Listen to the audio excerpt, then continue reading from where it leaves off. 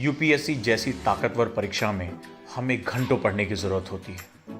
क्या 8 घंटे, क्या 10 घंटे या क्या 12 घंटे, हमें लगातार मेहनत करनी होती है और हम सभी चाहते हैं कि हम घंटों पढ़ाई कर सकें, बहुत देर तक पढ़ाई कर सकें।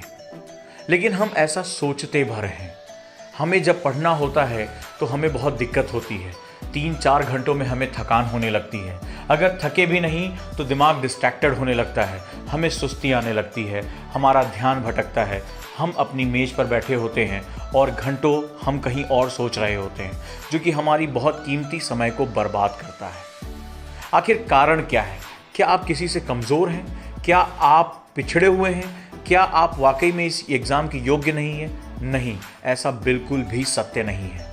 वास्तव में सारा मामला तकनीक का है, अपने दिमाग और अपने शरीर को सही तरीके से समझने का है। सैकड़ों की संख्या में स्टूडेंट के टाइम टेबल चेक करने के बाद मैं ये बात बहुत विश्वास के साथ कह सकता हूँ कि जब आप अपना टाइम टेबल बनाते हैं तो आप उसमें लंबे लंबे स्लॉट्स रखते हैं कि मैं सुबह 9 बजे से 12 बजे तक पढ़ूंगा, या सुबह 6 बजे से 9 बजे तक पढ़ूंगा, रात में 9 बजे से 12 बजे तक पढ़ूंगा, और आप ऐसा सोचकर अपनी मेज कुर्सी पर बैठ भी जाते हैं। लेकिन कुछ समय बीतने के बाद आपके शरीर में जकड़न होती है, आपको थकान सी लगती है, आपका दिमाग डिस्ट्रैक्टेड होता है, या जो आपने मेहनत से पढ़ा वो आपको ना याद रह पाता है, ना आप उसको समझ पाते हैं, और फिर धीरे धीरे आप स्वयं को दोष देना शुरू कर देते हैं, खुद की गलतियां निकालना शुरू कर देते हैं। आपको ये लगता है कि शायद आप इस परीक्षा के योग्य नहीं हैं, या शायद आपको कुछ और विकल्पों की तरफ सोचना चाहिए। पर ऐसा सत्य नहीं है। यहाँ सिर्फ और सिर्फ ज़रूरत आपको अपने दिमाग और अपने शरीर की ज़रूरतों को समझने का है। हमारा दिमाग और हमारा शरीर वो महत्वपूर्ण तथ्य है, वो महत्वपूर्ण मशीन है जो हमारी सक्सेस का आधार बनता है। एक बार आप इसके साथ सामंजस्य में आ जाएं, इसकी ज़रूरतों को समझना शुरू कर दें, इसकी जो क्षमताएं हैं उसको समझना शुरू कर दें, तो धीरे धीरे आपकी पढ़ाई क्या 8 घंटे, क्या 10 घंटे और क्या 12 घंटे आप बहुत ही कॉन्सेंट्रेट होकर ध्यानपूर्वक और याद करते हुए पढ़ पाएंगे। चलिए, ऐसी ही एक तकनीक के बारे में मैं आपसे बात करता हूँ। जब भी आप कोई टाइम टेबल बनाएं अपने हिसाब से, चाहे वो लेट इवनिंग का हो चाहे अर्ली मॉर्निंग का हो, इट डजंट मैटर। जब आपने आज टाइम टेबल बनाया कि आज आपको 3 घंटे स्लॉट में पढ़ना है, अब मेरे कहने से आप उसे छोटे छोटे खंडों में विभाजित कर दीजिए। जैसे आप अपना जो टाइम टेबल बनाते हैं उसमें आप 45 मिनट का एक स्लॉट रखिए। इसके पीछे वैज्ञानिक कारक है। जब हम लंबे समय तक देर तक बैठकर पढ़ाई करते हैं, हमारे शरीर में कुछ एसिड का फॉर्मेशन शुरू हो जाता है और हमारे शरीर को ये सूचना जाती है कि कुछ गलत हो रहा है, रक्त प्रवाह बाधित हो रहा है। नतीजा होता है कि आपका जो ब्लड सप्लाई है वो धीरे धीरे उस एसिड के फैक्टर्स को तोड़ने के लिए चला जाता है, और वहीं आपके दिमाग को, जो कि सबसे ज़्यादा जिसे ऑक्सीजन की आपूर्ति की आवश्यकता होती है, सबसे ज़्यादा ब्लड के मूवमेंट की आवश्यकता होती है, उसको धीरे धीरे ऑक्सीजन की सप्लाई बाधित हो जाती है। नतीजा होता है कि आपका दिमाग स्लगिश होना शुरू हो जाता है, आपको कुछ भ्रम सा होता है, आप पढ़ रहे होते हो, आपका जो मेमोरी होती है वो फेड होनी शुरू हो जाती है और आपको चीज़ें याद नहीं रहती हैं।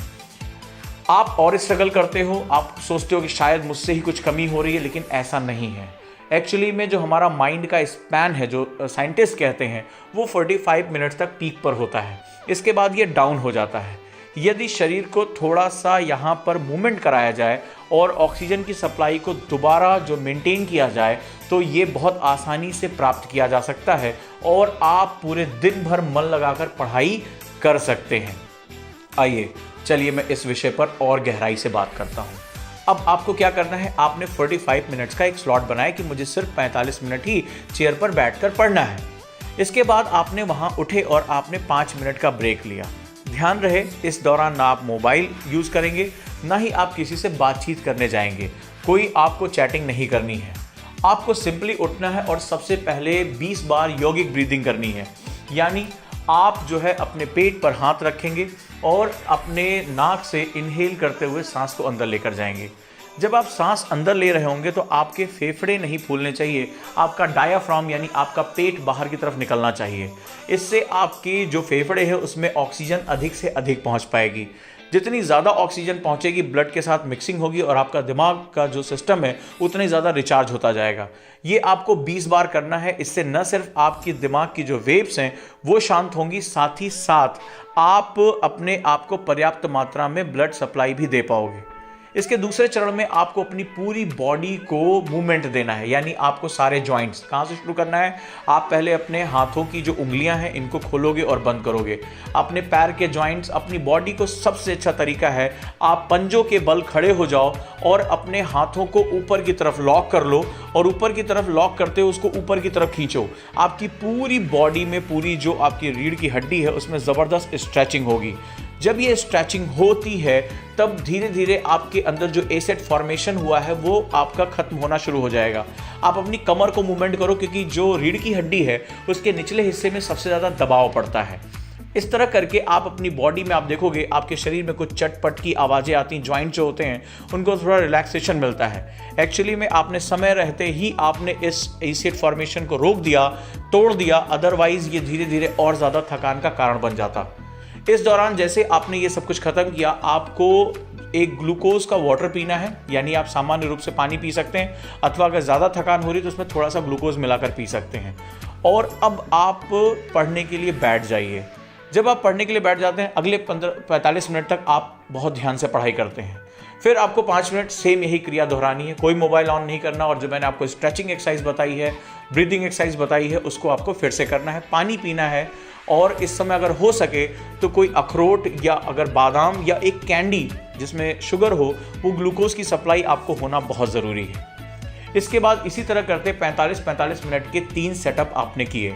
इसके बाद अब जो ब्रेक लेंगे वो आपका 10 मिनट का ब्रेक होगा। इस 10 मिनट के ब्रेक के दौरान आप ब्रीदिंग ज़्यादा करेंगे, ज़्यादा स्ट्रेचिंग करेंगे, और हो सकेगा तो 4 से 5 मिनट आप बिस्तर पर सीधे लेट जाएं, ताकि आपकी स्पाइन पे जो ग्रेविटी के कारण जो आपका ब्लड सर्कुलेशन आपके पैरों की तरफ जा रहा था, वो ग्रेविटी का जो प्रभाव है वो खत्म हो जाए और आपकी रीढ़ की हड्डी को एक आराम मिलना शुरू हो जाए। इस दौरान आप ये भी कर सकते हैं कि अपने पैर के नीचे एक तकिया रख लें, ताकि जो ब्लड सप्लाई है वो आपके माइंड की तरफ जो है वो मस्तिष्क की तरफ जाना शुरू हो, और ये अगेंस्ट ग्रेविटी का जो मूवमेंट होता है आपको बहुत रिलैक्स देगा। आपकी पीठ जो होती है वो बिस्तर के साथ पूरी तरह से सट जाती है। सर के नीचे तकिया ना लगाएं, इससे आपके शरीर को बहुत आराम मिलेगा। अब अगला फिर से वही चरण शुरू करिए, फिर 45 मिनट की पढ़ाई, फिर 5 मिनट का ब्रेक, फिर 45 मिनट की पढ़ाई और फिर 5 मिनट का ब्रेक। दोस्तों, आप बिना थके आप बहुत लंबे समय तक पढ़ सकते हो। इस दौरान आपका कंसंट्रेशन भी नहीं टूटेगा और आप बहुत महत्वपूर्ण तरीके से जो पढ़ रहे होगे उसको याद कर पाओगे। जब आपकी कुछ आदत बन जाए तो इसमें एक काम और कर सकते हैं। जिस दौरान आप 45 मिनट पढ़ने जा रहे हैं उस दौरान एक आप कोई क्लॉक हो या कोई ऐसा सेगमेंट काउंटडाउन जहां चल रहा हो, और आप अपने लक्ष्य निर्धारित के लिए कि मुझे इन 45 मिनट में इतने पेजेस पढ़ने हैं या ये चीज़ें याद रखनी है। जब आप ऐसा करते हैं, अपने ऊपर एक दबाव बनाते हैं, तो आपका दिमाग जो भटकने की प्रक्रिया है वो धीरे धीरे कम होती चली जाती है। मैं जानता हूँ शुरुआत में ये तकलीफ दे सकता है, इसके लिए आपको एक डायरी अपने साथ रखनी होगी, और डायरी में आपको अपने 3 घंटे के जो सेगमेंट्स हैं उनको 45 + 45 + 45 5 मिनट ब्रेक के साथ, फिर 10 मिनट ब्रेक के साथ आप लिखते रहिए। जैसे जैसे जो स्लॉट आप पूरा करते जाइए उसको पेन से काटते जाइए।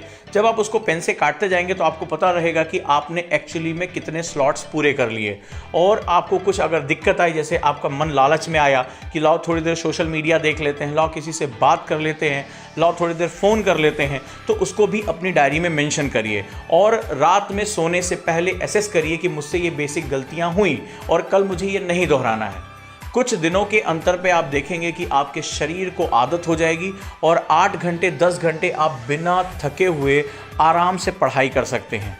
क्योंकि इस समय पूरे देश में लॉकडाउन है, कोई कहीं मूवमेंट नहीं हो रहा है, कहीं कोई क्लास नहीं जा रहा है, ये सबसे स्वर्णिम टाइम है अपनी आदतों को बदलने का, नई आदतें सीखने का और उन आदतों की आदत बनाने का जो आपकी ज़िंदगी तय करती हैं, जो आपकी सफलता को की तरफ आपको लेकर जाती हैं।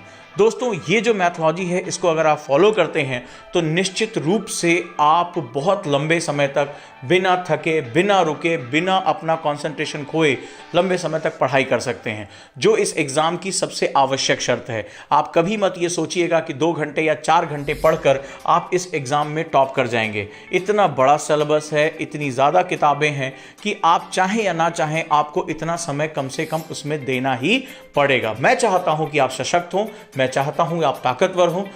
जो तकनीक है वो मौजूद है, बस उनको दिल से फॉलो करने और उन पर डटे रहने की आवश्यकता। और मैं जानता हूं कि अगर कोई कर सकता है तो वो आप हैं। मैं आप में हमेशा विश्वास करता आया हूं। समय है आप खुद में विश्वास करें, समय है आप खुद को समझें, समय है कि आप दुनिया को दिखा सकें कि आपने जो सपने देखे हैं उनको पूरा करने की हिम्मत, उनको पूरा करने का जो हौसला है वो आप में ही है, और आप ये करके रहेंगे। दोस्तों, मैं जानता हूं कि लबासना का सपना आपकी आंखों में पलता है, जलता है, आपको सोने नहीं देता। मैं हमेशा आपके साथ हूं, उन सभी तकनीक के साथ जो आपको जीतने के लिए मजबूर कर देगी।